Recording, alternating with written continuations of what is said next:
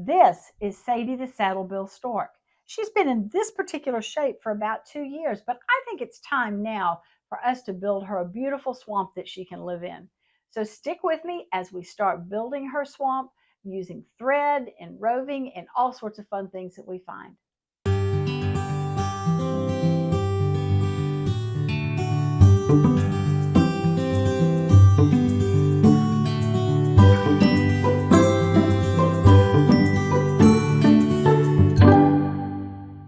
Hey guys, welcome back to Frances Quilts.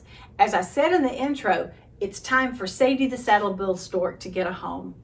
Now, I have debated long and hard about how to do this and how to give her a proper place to live. My original plan was to paint a background, which I did. Actually, I painted two of them because the first set of paints I couldn't stitch through. Then I thought I would couch down threads and things like that. Well, that really didn't look good. I couldn't get enough variety in them, and honestly, I was afraid I was just going to eat the fabric up while I was trying to do all this thread work on it. I also tried just using fabric, like a collage sort of thing, but it just didn't look right. So I kept on thinking and I kept on thinking, and finally I got the idea to make a thread lace that I'm going to put in layers and then have Sadie sit on top of it. This idea came from a piece that I did last summer that used sticky violin. So you have a violin that you get sticky on one side, you lay the stuff down, you stick the violin on the top of it, and you've made a sandwich. And then you can do all sorts of thread work in there to hold those layers together. And then magically the violin washes out so that all you're left with is that thread lace. So today I want to show you step one of making the first section of grass. I wasn't sure this was going to work, but it ended up just being gorgeous when it was done. But enough talking for me. Let's go to the table and let you see how it happened. So I started out by cutting two strips of the violin and separating the paper off the back. Remember, it is sticky on one side, and that side I'm going to be laying up on top of my piece that I'm going to be working with. I just put the piece there just to give me some idea of what size I was going to be working with. Remember that nothing I'm doing right now is going to be permanently attached to that background yet.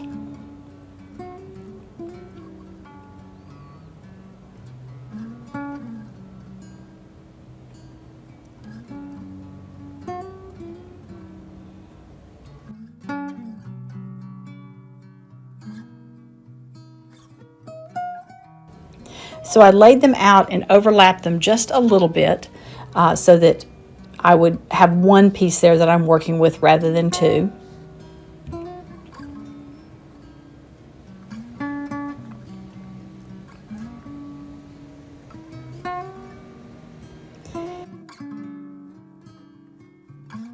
And then the fun started. I pulled out just a basket that had a whole bunch of bits and pieces. You see there's some burlap. I think those are color catchers that I've had, some fabrics that might work. These are some threads that I have. I have no idea even where I got these from, but I just have all these different kinds of threads and different stuff. I love that because it has kind of a scrubby feeling to it. I think they're designed actually to make pot scrubbers. And some wool roving there and just lots of little bits and pieces. And that's what I'm going to be playing with to make this background. Some more wool roving. I got the picture, or got my iPad out so that I could look at the picture and just get some idea of kind of where I was going to be working. And I started out just cutting little pieces of thread or something here. I can't even tell exactly what it is, just some sort of a yarn or a cording or something like that. And I wasn't real happy with how that was looking, so I thought, okay, let's rethink what we're going to do. So I cut more of them first of all, and decided to cut them 2 or 3 at a time rather than cutting them one at a time. That was getting a little bit tedious. And then I picked them all up because having them all just lumped there in the middle wasn't going to work, obviously. So I put them all in a little box and started laying them out now. Before I did that, I just cut up a whole bunch of other stuff, got some more yarns and pieces of threading, and just started making as many little strips of stuff as I could. This is some burlap. I've just threaded off some of the warp on that, and I'm going to clip those up as well to use them. Remember, I'm trying to just get a whole series of things that can look like sticks and twigs and other things like that in the grass when I'm finished. So let's just keep working on these.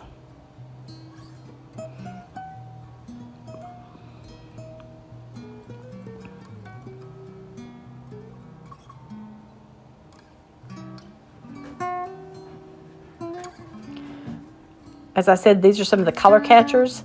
I put them down and just cut some little teeny strips. Used a rotary cutter and just cut some little teeny strips of those. You can see them here. I actually am holding that rotary cutter straight. It's just how it videoed. It looks like I am aiming it at my fingers. I promise you I am not.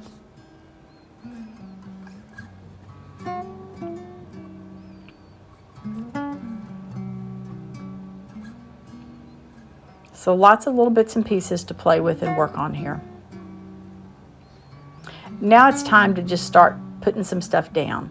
I decided to start with some wool roving that I had. This is stuff that I sometimes use for felting. The nice thing about roving is you can just keep pulling on it and tugging on it and pulling on it until it gets very thin. And that's what I was going for, is I was wanting something a little bit wispy just to lay down. Because as I looked at the picture, I realized that there were some places that there were some shadows in that grass. And so it wasn't all just the same color. So my thought was to use some of the wool roving just to make some of the shadows. So I've spread that out as much as I can. I'm just going to lay that down there in one little area and make kind of a little divot there that's going to be a little bit darker. Let's see what else I can do.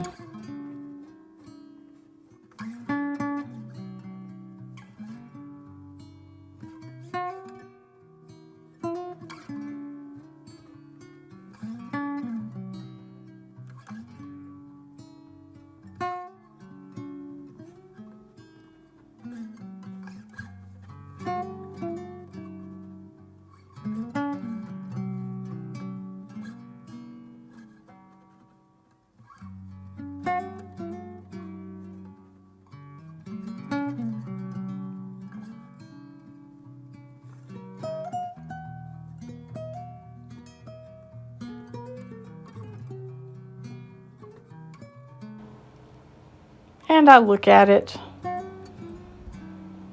and think, okay, let's start throwing down some of these little strings that I've cut.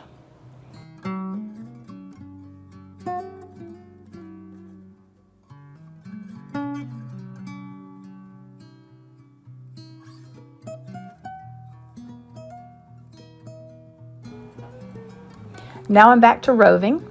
And I realized that I wanted to have an area that went all the way across rather than having just spots of color.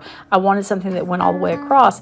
And I found out that if I did it that way, that it looked a whole lot better and was a whole lot easier to do. Just taking one little piece and just spreading it out a little bit at a time, sticking it down to the violin as I went, rather than trying to separate it all out before I ever stuck it down. So I thought about it for a little bit. And I pulled all those little pieces off because I just wasn't happy with where it was going. You ever that way? And I pulled all of those pieces off that I'd put on before. They were just too dark. I didn't like how they looked. I really liked this part that's closer to you down at the bottom there. I liked how that looked better. And so I just started pulling them off. Sometimes it didn't all come off, but that was okay because that just meant that it left a little bit lighter of a shadow, and that's really much more what I was going for. You can see that one big piece as I pulled it off. Some of it would stick and some of it would come off, and that was just fine with what I wanted to do. So now it's looking a whole lot better. Rather than having globs of the roving, I have little strips of it, and I'm much, much happier with that.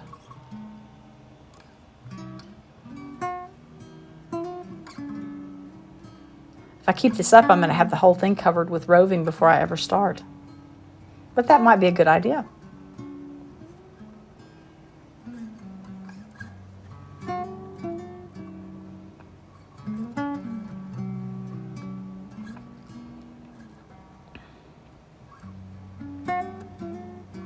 So I think that looks good. I'm happy with it. And I'm going to stop with roving now, and I'm going to start putting down some of these little bits and pieces that I have been cutting up.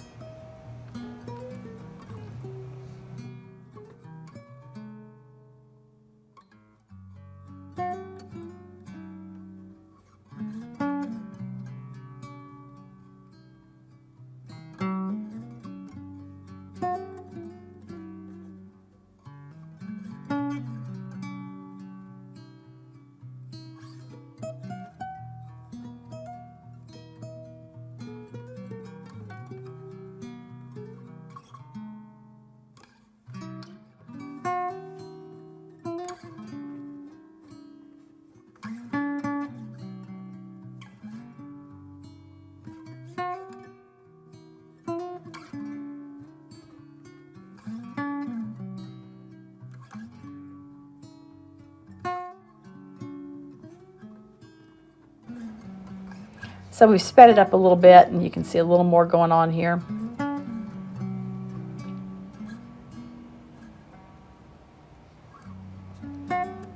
I promise this does have a good end to it.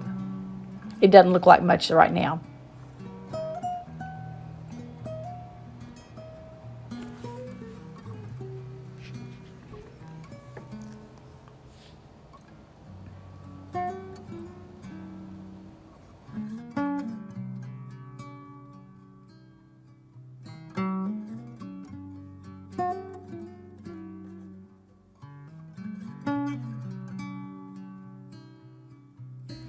I brought my husband upstairs to help me put the top layer of violin on, and we're just sticking those two pieces together so that we're encasing all of those threads and wool roving in the in between those two pieces of sticky violin.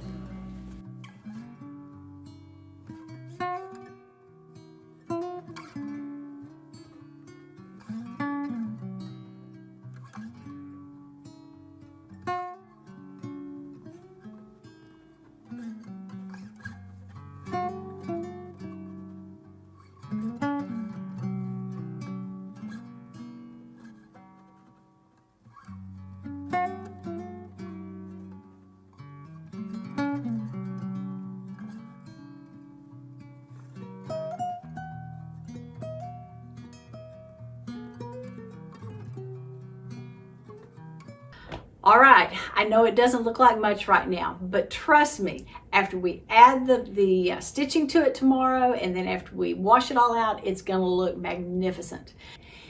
If you wanna be sure that you get tomorrow's video, be sure and hit that subscribe button. And if you want more information, check out my blog at francesquilts.com/blog. Thanks so much for joining me here today, and I look forward to seeing you tomorrow, hopefully, on Frances Quilts. Remember, if you like what you've seen, be sure to give it a thumbs up and subscribe. Please check out my website and daily blog at francesquilts.com, and I can be found on Facebook and Instagram at Frances Quilts. Thanks so much for joining me. Hope to see you again soon.